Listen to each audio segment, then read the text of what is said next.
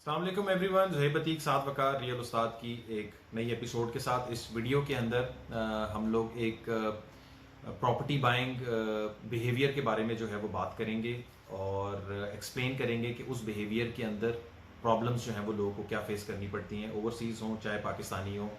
सब जो हैं वो इसके डसे जाते हैं। हम इस वीडियो के अंदर बात करेंगे उन प्रॉपर्टीज़ के बारे में। बहुत सारे लोग इंटरेस्टेड होते हैं कि यार मैंने वो वाली प्रॉपर्टी लेनी है जो कि ऑलरेडी रेंट के ऊपर लगी हुई होती है, इसमें शॉप्स भी आ जाते हैं, अपार्टमेंट्स भी आ जाते हैं, घर भी आ जाते हैं, बट इस बाइंग बिहेवियर के अंदर उनको अक्सर जो है वो एक प्रॉब्लम फेस करनी पड़ती है। बहुत सारे लोगों के साथ ये हुआ है। तो आज इस वीडियो के अंदर हम कोशिश करेंगे कि आप लोगों को वो सारी चीज़ें बताएं कि आप किस तरीके से इस प्रॉब्लम से जो है वो आप बच सकते हैं। तो आइए जानते हैं साद भाई से। जी साद भाई। सबसे पहले तो ज़ुहैब भाई मैं आपको इस प्रॉब्लम के बारे में बताऊं कि या ये जो मैं इसे एक फ्रॉड कंसिडर करूंगा कि जो इस मार्केट के अंदर होता है। बाज़ औक़ात हम ये सुनते हैं कि फलाना फ्लोर फलानी दुकान फलानी प्रॉपर्टी से 1 लाख रुपए का रेंट आ रहा है, 2 लाख रुपए का रेंट आ रहा है, फलाना वहाँ पे ब्रांड बैठा हुआ है, यहाँ पे कोई ब्रांड नहीं बैठा लेकिन फिर भी यानी कोई दुकान लगी हुई है उसका फलाना रेंट आ रहा है। उसमें ये होता है कि अमूमन जैसे कि हमने आपको पहले बताया कि रेंटल इनकम एस्पेक्ट से आप अपनी प्रॉपर्टी की वैल्यू ऐसे देखते हैं कि किसी की अगर जगह से 1 लाख रुपए का रेंट आ रहा है तो वो 2 लाख रुपए की होगी। आमतौर पे कमर्शियल शॉप्स के अंदर इस तरह का होता है और ये तो बेस्ट सिचुएशन है। कभी कभार ऐसा भी होता है कि 1 लाख रुपए के रेंटल इनकम वाली जगह 2.5-3 करोड़ रुपए की होती होगी। तो उसके अंदर आमतौर पे ये मार्केट में कहा जाता है कि देखें जी मेरी दुकान 1 लाख रुपए रेंट के ऊपर लगी हुई है और ये हमारा जी 2 साल का एग्रीमेंट ऑलरेडी डन है इन लोगों के साथ और ये दुकान जी आपको मिल जाएगी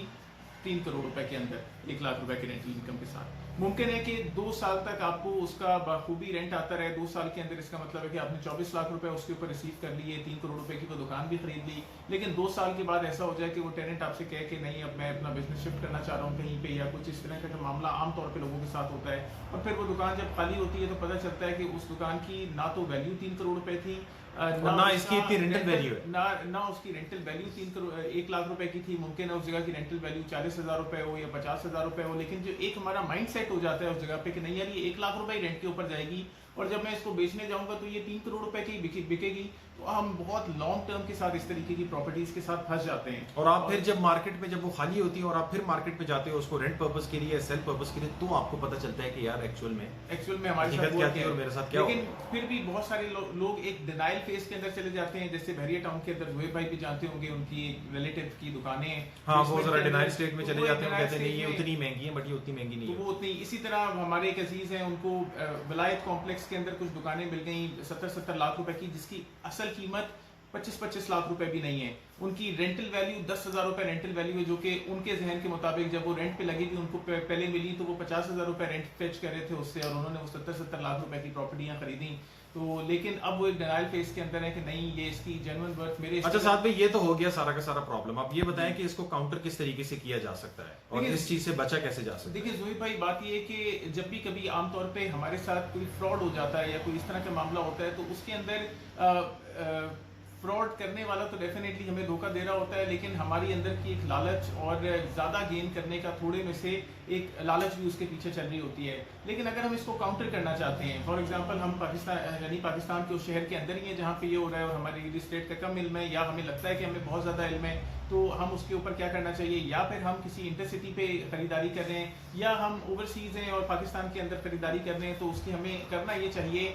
कि हमें मुतअद्दिद लोगों से उस चीज़ के ऊपर इंफॉर्मेशन लेनी चाहिए, लेकिन फ्री ऑफ कॉस्ट इंफॉर्मेशन नहीं लेनी चाहिए। उसके ऊपर ये होना चाहिए कि आप सच तरीके से, जैसे आप चाह रहे हैं कि आपके सामने वाला रियल्टर आपके साथ सच बोले, इसी तरह आप रियल्टर के साथ भी सच बोलें। अगर आप किसी से उसकी सर्विसेज ले रहे हैं कि एक जैसे ब्लू एरिया के अंदर दुकान है, आप उसे खरीद रहे हैं और मुमकिन है कि आप उससे किसी भी बड़े स्टेट एजेंट से खरीद रहे हो, तो आप वहाँ के किसी भी नॉर्मल 2-3 स्टेट एजेंट्स को कॉल करें, उसको ऊपर उनसे इसके ऊपर प्रॉपर तज्जिया लें और उनसे कहें कि इस एरिया के अंदर तुम लोग मुझे रेकी करके बता दो और उसके लिए उसको कुछ माकूल सा मुआवजा दे दें, 5,000 रुपए 10,000 रुपए फॉर देयर सर्विसेज, जहाँ पे आप जब आप एक जगह पे जो है वो 4-5 करोड़ रुपए इन्वेस्ट कर रहे हैं, तो अगर 5-10-15 हजार रुपए आप रियल्टर्स को दे दें और वो आपको इन्फॉर्मेशन दे दे और आपके पास 4 से 5 डिफरेंट सोर्सेज से वो इन्फॉर्मेशन आ जाए, तो मेरे ख्याल से आपको उस जगह की जो रियलिटी है वो ज्यादा बेहतर तरीके से पता चल जाएगी और इस तरीके से बहुत ज्यादा फायदा आपको भी होगा क्योंकि आपकी नीयत साफ थी और आपने अच्छी चीज खरीदी इस तरीके से जिससे आप सर्विसेज ले रहे हैं। जैसे अच्छा, ये तो इसका एक एनकाउंटर हो गया। दूसरा, आप मुझे ये बताएं कि ये प्रॉब्लम ज़्यादातर फेस बंदा किन जगहों के अंदर करता है। जैसे फॉर एग्जांपल अगर आप एक इस्टेब्लिश मार्केट की तरफ जाएं, आप कहते हैं जी मैं मरी रोड के ऊपर जगह लेता हूं या तारिक रोड के ऊपर कराची में खरीद लेता हूं या एम आलम रोड के ऊपर कोई शॉप लेता हूं, तो ये तो एक इस्टेब्लिश मार्केट्स हैं। नई सोसाइटीज़ के अंदर ये ज़्यादा फेस करने को मिलती हैं ये सारी की सारी चीज़ें, या इस्टेब्लिश मार्केट्स में? ज़ुहैब भाई, जब भी कभी मार्केट एस्टैब्लिश होगी तो वहाँ पे एक रेंट एक हिसाब से चल रहा होगा, मार्केट वर्थ वही होगी, प्राइसेस वही होंगी, सब एक तरीके से चल रहा होगा। ये जो ज़्यादा आप किसी भी जगह पे फेस उस जगह पे करेंगे जो रिलेटिवली नई मार्केट है, कोई नई बिल्डिंग बन गई है उधर, उसके अंदर ऐसी शॉप के अंदर रेंट पे लगी हुई है, आपको उसका रेंट आ रहा है, या फिर आमतौर पे नई सोसाइटी, वो सोसाइटी जो पिछले 20-25 सालों में बनी है, क्योंकि उनकी मार्केट्स उस तरीके से स्टैब्लिश नहीं हुई। मैं कहता हूं कि अगर आप DHA2 इस्लामाबाद को देख लें तो DHA2 इस्लामाबाद के अंदर महंगे से महंगे कमर्शियल की तरफ भी चले जाएं तो वहां पे बैंक्स तो बैठे हुए, लेकिन मार्केट में एक वो बिजनेस का ट्रेंड उस तरीके से नहीं आया कि वहां पे कोई बड़ा कपड़ों का ब्रांड आ गया हो या खाने पीने का बड़ा ब्रांड आ गया हो। इवन अगर आप सिविक सेंटर में भी देखें, सिविक सेंटर में मैं बड़ी अच्छी एक आपको एग्जांपल देता हूं कि एक दुकान कुछ अरसे पहले बेची जा रही थी जहां पे चिकन कॉटेज या कुछ इस तरीके का वो ब्रांड है, वो वहां पे आया हुआ था, फास्ट फूड रेस्टोरेंट है, और कि जी यहाँ पे चिकन कॉटेज बैठा हुआ है। बहुत जल्दी पता ये चला कि चिकन कॉटेज एक्चुअली वहां से शिफ्ट कर रहा था और उसने किसी और जगह पे सिविक सेंटर में जगह ली हुई थी,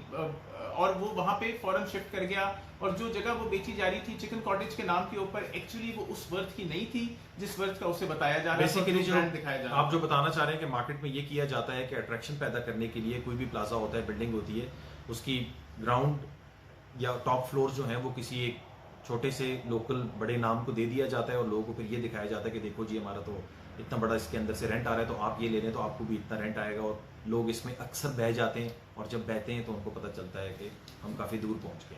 बिल्कुल। इसके अलावा और कुछ ऐड ऑन करना चाहते हैं साथ में? Like share subscribe. I hope ये वीडियो से जो है वो आपकी नॉलेज के अंदर काफ़ी कुछ ऐड हुआ होगा। हमने ये प्रॉब्लम भी आप लोगों के साथ डिस्कस की और ये भी बताया कि इसको आप काउंटर किस तरीके से कर सकते हैं।